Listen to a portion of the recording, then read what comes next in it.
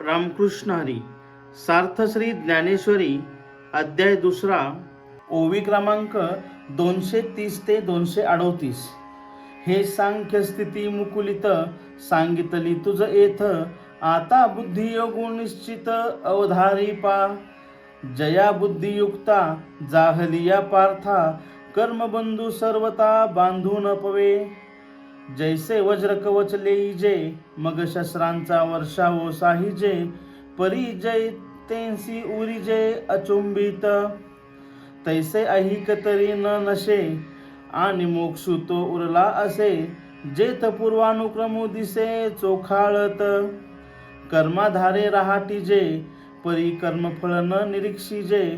जैसा मंत्रज्ञू न बधिजे भूतबाधा, तिया परी जे सुबुद्धी आपुजलिया निरवधी.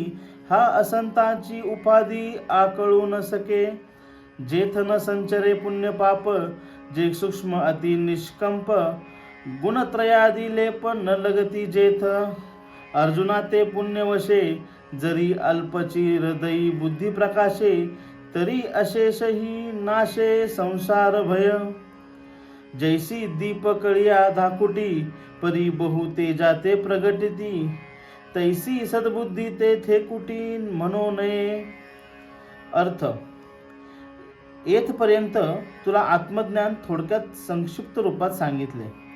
आता निश्चित असा निष्काम कर्मयोग सांगतो, तो तू ऐक. हे अर्जुना, निष्काम कर्मयोगातील बुद्धी ज्याने आचरली त्याला कर्मबंध मुळीच बाधा करू शकत नाही.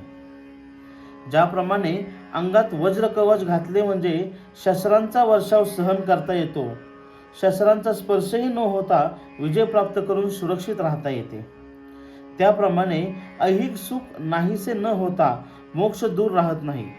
कर्मयोगात पूर्वीपासूनचे कर्म शुद्ध रूपात सुरू असलेले दिसून येते.